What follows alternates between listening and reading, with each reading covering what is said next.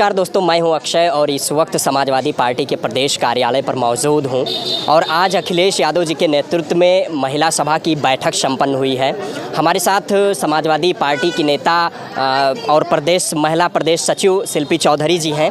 Ma'am, आज बैठक संपन्न हुई है, अखिलेश जी ने क्या कहा है 2024 को लेकर? देखिए, 2024 को लेकर सबसे पहली बात कि हमारे राष्ट्रीय अध्यक्ष जी ने कहा है कि मात्र 90 दिन रह गए हैं। सभी कार्यकर्ताओं को बूथ तक आप सक्रिय हो जाना है, बूथ कमेटियों तक लोग सक्रिय हो जाएं। और महिलाओं से विशेष आह्वान इसलिए भी है कि महिलाओं घर के अंदर महिलाएं जा सकती हैं। हम लोग उनके चूल्हे चौके, चाय, खाने दाने पर बात कर सकते हैं, उनके साथ उठ बैठ सकते हैं, उनके दुख दर्द समझ सकते हैं। तो महंगाई, जो गैस की महंगाई है, तेल महंगा हो चुका है, राशन महंगा हो चुका है, हर एक चीज़ की महंगाई जो हमें। लेकिन बीजेपी कह रही है हम सिलेंडर और राशन तो वितरण कर रहे हैं। नहीं, सिलेंडर 7.5 करोड़ सिलेंडर दोबारा कभी भरे ही नहीं गए। वो ज्वाला योजना में जो इन्होंने रिलीज़ किए, हर चुनाव से पहले ये कोई एक ऐसा ही एक योजना ले आते हैं, उसके बाद कहते हैं जुमला है। तो उनके कहने से क्या होता है? राशन, ये राशन कौन सा राशन दे रहे हैं? कीड़े पड़ा हुआ राशन, जिसको लोग खाना नहीं पसंद करते, उसको ला करके वो जानवरों के लिए बाहर मार्केट में बेचते हैं।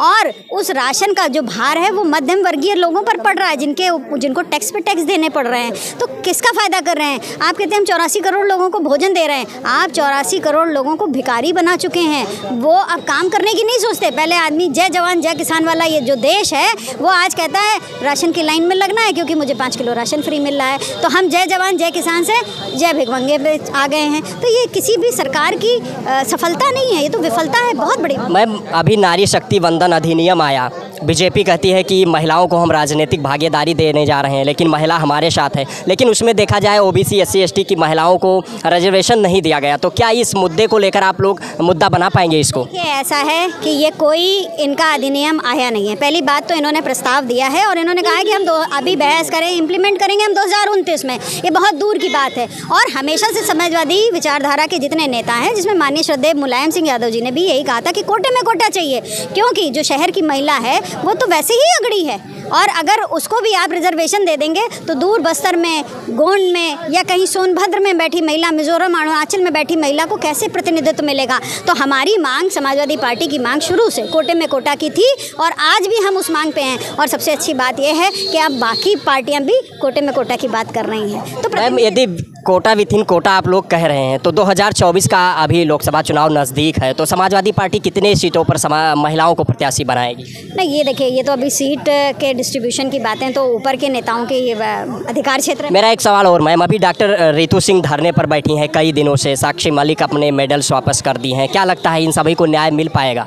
नहीं, न्याय मिलना होता तो आप देखिए कि वैश्विक शर्म की बात हो गई है कि ओलंपियंस धरने पे बैठे हैं। कहाँ न्याय मिलेगा? कैसे न्याय मिलेगा? अरे वो खुलेआम कह रही हैं। आप देखिए, कुलदीप सिंह सेंगर इनके यहाँ, चिन्मय आनंद इनके यहाँ, ब्रजभूषण शरण सिंह की तो ढीठता सारी दुनिया ने देख ली कि उन महिलाओं को फूट फूट के रोना पड़ गया, लेकिन कोई कार्रवाई नहीं हुई। कहाँ इंसाफ मिलेगा? लेकिन हाँ, एक अलग बात है कि भारतीय जनता पार्टी जो धर्म की राजनीति करती है, उस पर आकर अगर भावुक होकर महिलाएं भारतीय जनता पार्टी को वोट देती हैं तो वो ये समझ लें कि अपने अधिकारों, अपनी सुरक्षा और अपने हितों से वो समझौता कर रही हैं, बल्कि अपने लिए नुकसान कर रही हैं।